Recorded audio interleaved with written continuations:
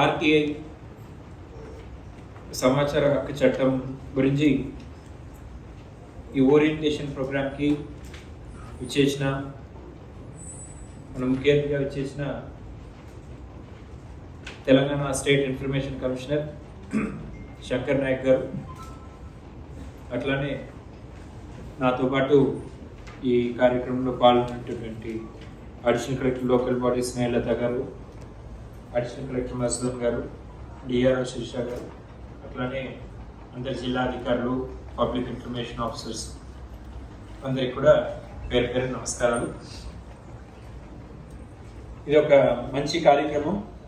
మన శంకర్ నాయక్ గారు స్వయంగా ఒక ఇనిషియేటివ్ తీసుకొని జిల్లాలకు విజిట్ చేయడం, అక్కడ ఇప్పుడు మనం ఏమైనా ఆర్టీ అప్పీల్స్ ఉన్నా కూడా ఇక్కడ నుంచి ఆఫీసర్స్ ప్రతిసారి హైదరాబాద్ వెళ్ళాలంటే అది ఒక రోజంతా వాళ్ళకి టైం వేస్ట్ కాకుండా యాక్చువల్లీ ఆ పబ్లిక్ సర్వీసెస్ కూడా అఫెక్ట్ అవుతుందని గుర్తించి ఇక్కడే వచ్చి అప్పీల్స్ కార్యక్రమం చేయడం అండ్ ఫాలోడ్ బై ఇట్ ఈ అప్పీల్స్ ఇవన్నీ కూడా పోస్ట్ మార్టం ఎక్సర్సైజెస్. మనం అంటే కరెక్ట్గా రికార్డ్ మెయింటైన్ చేయకపోతే అప్పీల్లో కూడా రికార్డ్ లేదు, లేకపోతే సరిపడా రికార్డ్ అందించకపోవడం అట్లా అవుతుంది.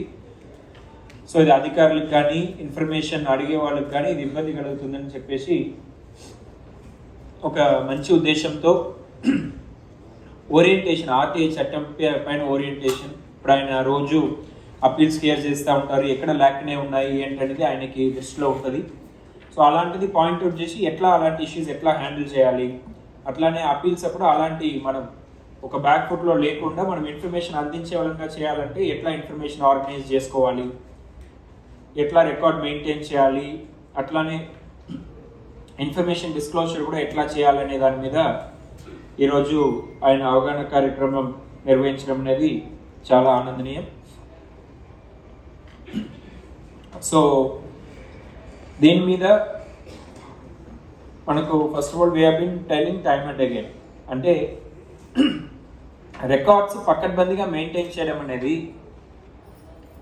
It is most important for an officer. లెక్కలో ఎవరు ఇన్ఫర్మేషన్ అడుగుతున్నారు ఇవేమి పక్కన పెడితే కూడా మన మంచికి రికార్డు కరెక్ట్గా ఉండాలి. అంటే మనం ఏ పని చేసినా పేపర్లో పెన్ పెట్టి చేస్తాం అంతే కదా, ఏదో ఇన్ఫార్మల్గా చేయడం అట్లా ఉండదు. సో మనం సరైన పని చేసేటప్పుడు ఆ రికార్డు సరిగా మెయింటైన్ చేస్తే తర్వాత ఏమైనా అలిగేషన్స్ వచ్చినా కూడా అది డిఫెండ్ చేసుకోవడానికి ఉంటుంది. చాలా సందర్భాలు చూసి ఉన్నాం. కొన్ని కేసెస్లో ఆఫీసర్ ఉన్నప్పుడు దాకా ఏం కాదు, ఆఫీసర్ ట్రాన్స్ఫర్ అయిపోయినాక అది ఒక 4-5 సంవత్సరాల తర్వాత రిటైర్డ్ అయినాక కూడా ఏదైనా ఒక అలిగేషన్ వస్తే కింద స్థాయిలో ఉన్న వాళ్ళు ఏం చేసేస్తారో ఆ ఆఫీసర్ మీద పెట్టేస్తారు. ఆయన ఉన్నప్పుడు చేశారు, ఫైలే లేదు, చేసిపోయారు అంటారు. ఇప్పుడు ఫైల్ 5-6 సంవత్సరాల తర్వాత మనకి ఏమైనా గుర్తుంటుందా? మనం రోజు పెద్ద పెద్ద డెసిషన్స్ తీసుకుని ఉంటాం ఎవరు ఆ స్థాయిలో. అట్లాంటిది ఆ ఫైల్ ఉంటే మనం కూడా తెప్పించుకొని చదవచ్చు, ఏం యాక్షన్ ఎట్లా తీసుకున్నాం ఏంటి అనేది మనం ఇన్ ఎనీ కోర్ట్ ఆఫ్ లో డిఫెండ్ చేయడానికి ఉంటుంది. 100 కోట్లు మనకు ప్రభుత్వ ఫండ్స్ వస్తూ ఉంటాయి ఎవరి డిపార్ట్మెంట్కి. ఇప్పుడు వెల్ఫేర్ బడ్జెట్స్, డెవలప్మెంట్ బడ్జెట్స్ వస్తూ ఉంటాయి. ఈ రికార్డ్స్ లేనిచో మనం బ్యాక్ ఫుట్లో పోతాం. అప్పుడు ఏమవుతుంది, ఒక కేసులో ఒక ఏసీబీ రైడ్ అయింది, విజిలెన్స్ కూడా కాదు, డైరెక్ట్ ఏసీబీ రైడ్.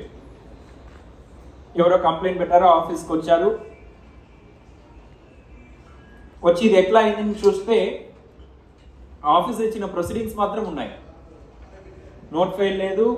ఆఫీసర్ కూడా డైరెక్ట్ ప్రొసీడింగ్ ఇవ్వరు కదా, కింద నుంచి ఏదైనా నోట్ రన్ అయ్యి ఉంటుంది, రిపోర్ట్ ఫీల్డ్ నుంచి వచ్చి ఉంటుంది, ఇలాంటివి ఉంటాయి. అవి ఏం లేవు, ఆ ప్రొసీడింగ్ మాత్రం ఉంది, మీతో ఫైల్ నుంచి తీసేశారనమాట. డైరెక్ట్ ప్రొసీడింగే ఉన్నాయి, ఆయనే ఇచ్చుకున్నారు స్వయంగా. ఎవరు నోట్ సర్క్యులేట్ చేయలేదు, ఎవరి కింద వాళ్ళ నుంచి రిపోర్ట్ రాలేదని చెప్పేసి మొత్తం ఆయన మీద నెట్టేసి ఆయన జైలుకి కూడా పోయే పరిస్థితి. చాలా సందర్భాల్లో విజిలెన్స్ కేసెస్ వచ్చినప్పుడు కూడా ఆఫీసర్